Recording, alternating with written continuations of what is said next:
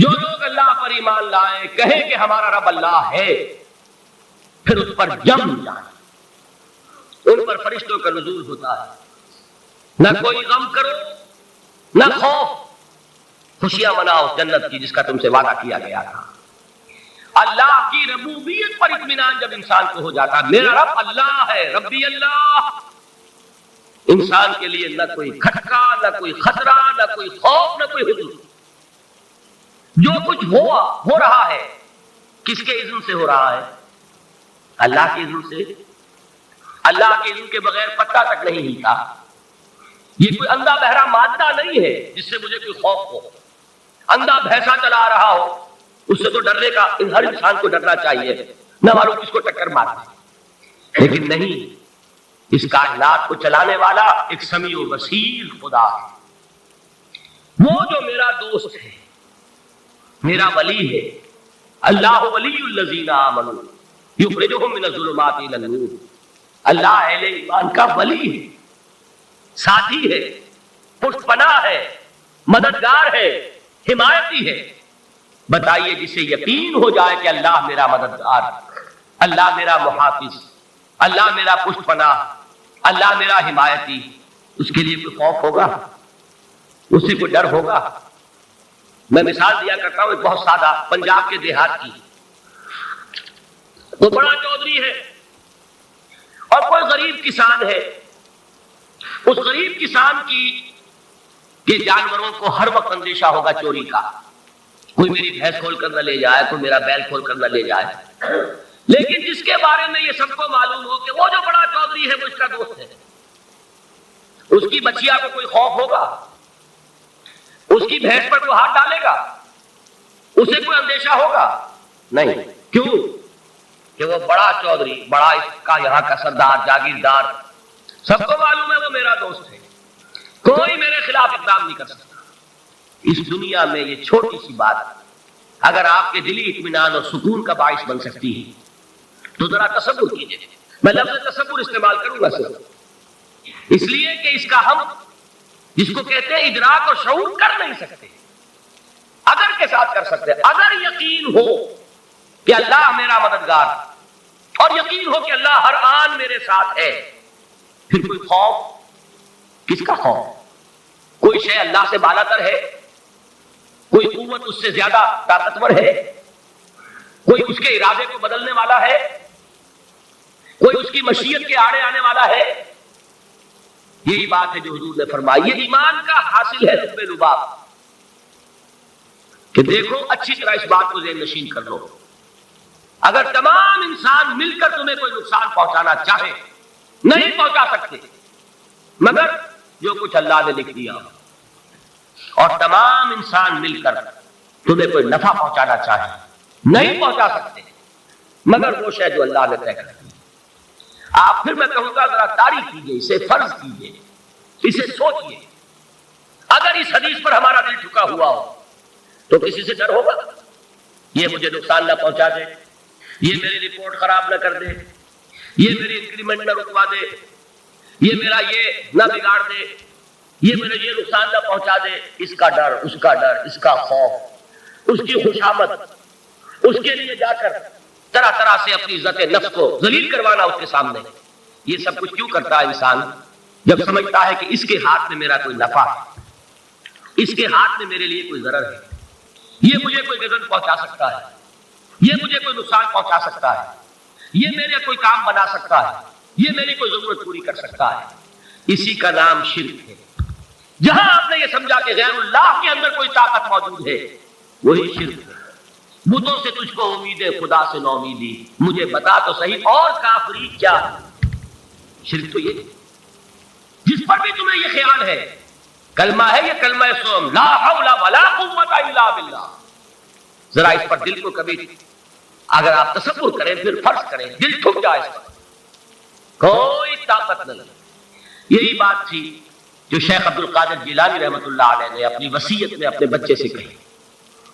11ویں دینے والے ہیں، لیکن حضرت شیخ عبد القادر جیلانی کی وصیت اور تعلیمات کو کتنے لوگ نہیں جانتے ہیں؟ یہ جن مقامات تک پہنچے وہ کس چیز کی بدولت پہنچے؟ انہوں نے جو پیغام دیا وہ کیا تھا؟ اے میرے بچے، جس طریقے سے قرآن مجید میں حضرت لقمان کی نصیحتیں جو ہے نقل کر دی گئی ہیں، میں عرض کروں گا بالفرض اگر قرآن حضرت عبد القادر جیلانی کے بعد نازل ہوا ہوتا تو شیخ عبد القادر کی یہ نصیحتیں بھی قرآن میں درج ہوتی۔ اتنی اونچی نصیحتیں ہیں۔ اے میرے بچے، اس حقیقت کو ذہن نشین کر لے، لا فاعل فی الحقیقت ولا مؤثر الا اللہ۔ اس کائنات میں نہ کوئی فاعل حقیقی ہے نہ مؤثر حقیقی ہے سوائے اللہ۔ کسی شے میں کوئی تاثیر نہیں اگر اللہ نہ چاہے۔ آگ جلا نہیں سکتی اگر اللہ نہ چاہے، پانی ڈبو نہیں سکتا اگر اللہ نہ چاہے، زہر ہلاک نہیں کر سکتا اگر اللہ نہ چاہے، کوئی چیز فائدہ نہیں پہنچا سکتی اگر اللہ نہ چاہے۔ تو در در پہ کیوں سر جھکاتے ہو؟ در در پر کیوں جبیں سائی کرتے ہو؟ سب کے سامنے کیوں ہاتھ پھیلاتے ہو؟ ایک اللہ سے مانگو، ایک اللہ کے سامنے زمین پر اپنی جبین رکھو۔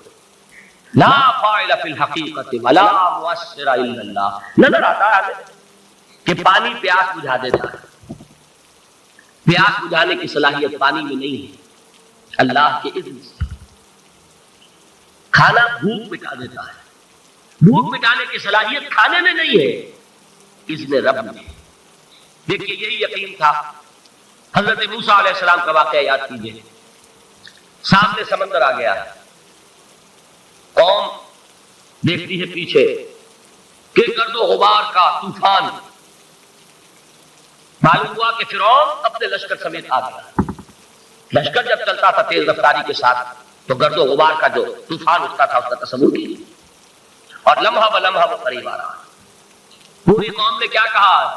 اے موسیٰ انا لمدرکون، اے موسیٰ ہم کو پکڑے گئے۔ قرآن مجید میں تو یہاں وہ باتیں نہیں لکھی ہیں، لیکن تورات میں یہ درج ہے کہ بنی اسرائیل جھگڑنے لگے، دست و گریبان ہو گئے موسیٰ کے ساتھ۔ موسیٰ نے یہ فرمایا لا کر، اس سے تو ہم ہی بے جاتے ہیں۔ وہاں کھانے کو ملتا تھا، زندگی تو تھی، بیدار ہم کر رہے تھے، موت تو نہیں تھی۔ اب جو کچھ ہوگا اس کا تصور کرو، جس طریقے سے ہمارے ٹکڑے اڑائے جائیں گے۔ تو لڑ رہے ہیں حضرت موسیٰ علیہ السلام۔ یہ تورات کی تفصیل ہے۔ قرآن میں صرف اتنا آیا ہے، پریشان ہو کر انہوں نے کہا انا لمدرکون، موسیٰ کو پکڑے گئے۔ اس وقت موسیٰ کا جواب کیا ہے؟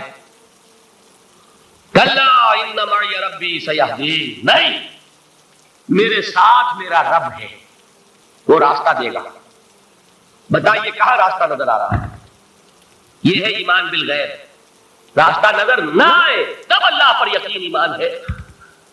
جیب میں پیسے ہوں اور تب دل کو اطمینان ہے تو ایمان کس پر ہوا؟ پیسے پر، اللہ پر نہیں۔ جب وسائل و ذرائع نہ ہو اور پھر یقین ہو کہ اللہ مسبب الاسباب ہے، وہ اسباب کا پابند نہیں ہے، وہ اسباب کا محتاج نہیں ہے، اسباب اس کے محتاج ہیں۔ اگر یہ یقین ہے تو اللہ پر ایمان ہے، یہ نہیں ہے تو تمہارا ایمان اسباب پر ہے، وسائل پر ہے، ذرائع پر ہے، مادیات پر ہے، اللہ پر نہیں۔ اس وقت کہاں راستہ تھا؟ کوئی راستہ تھا؟ سمندر ہے اور ادھر سے لشکر آ گیا۔ کلا ان معی ربی سیہدین۔ اب دیکھیے ایمان کہہ دینا آسان ہے، ہوا معکم اینما کنتم، جہاں کہیں بھی تم ہوتے ہو اللہ تمہارے ساتھ ہوتا ہے، لیکن اس کا یقین قائم ہو جائے تو زمین و آسمان کا فرق واقع ہو جائے۔ یہی بات ہوئی حضور کے ساتھ۔ غار ہے، چھپے ہوئے ہیں محمد رسول اللہ اور آپ کے وہ یار غار ابو بکر صدیق رضی اللہ تعالی عنہ۔ اقبال نے حضرت ابو بکر کی شان میں چند اشعار کا ایک سلسلہ، لیکن واقعہ یہ ہے کہ بھاری بھاری نظموں پر اور قصیدوں پر بھاری، طویل ترین نظمیں اور قصیدے ہیں ان پر بھاری ہمتیں۔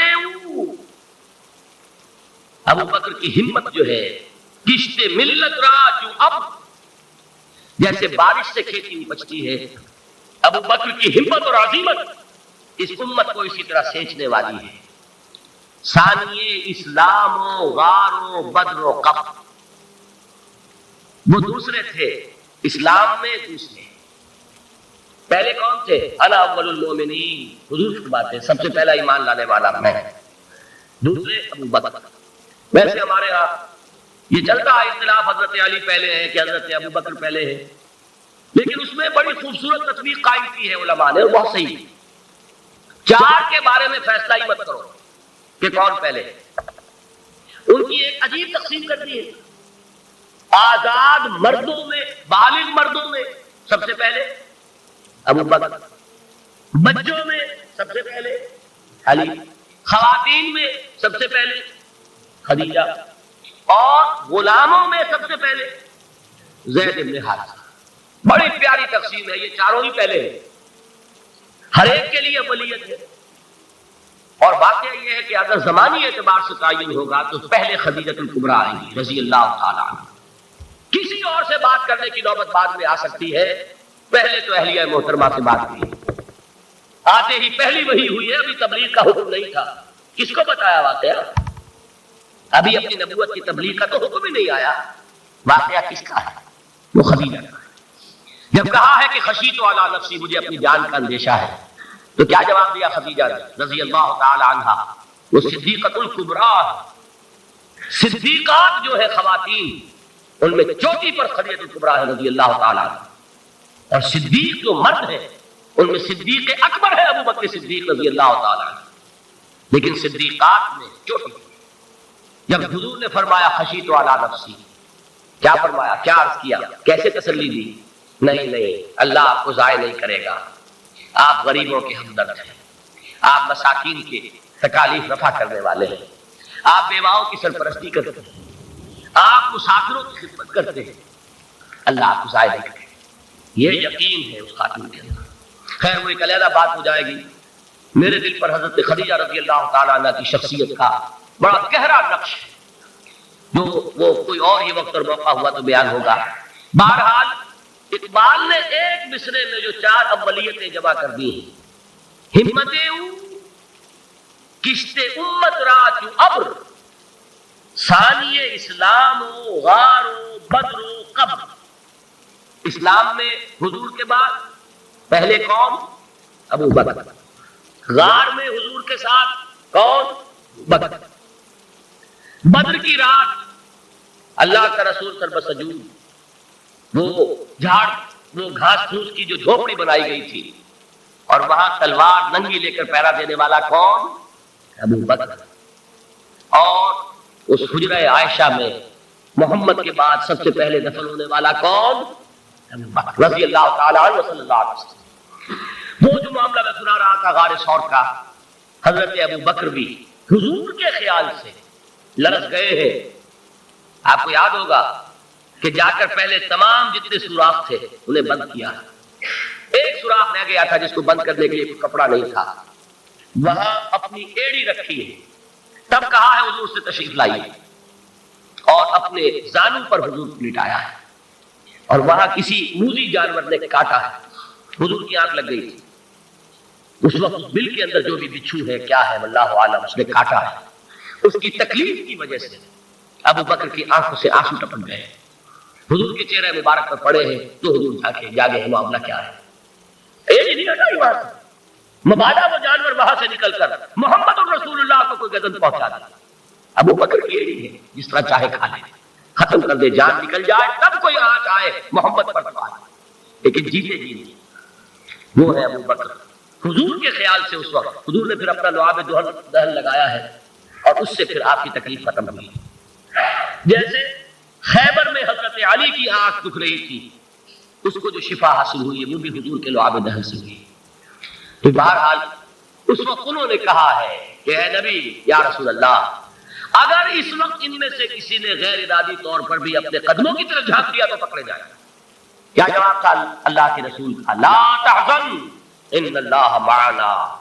اللہ ہمارے ساتھ ہے، کیوں گھبراتے ہو ابو بکر؟ یہ ہے ایمان باللہ.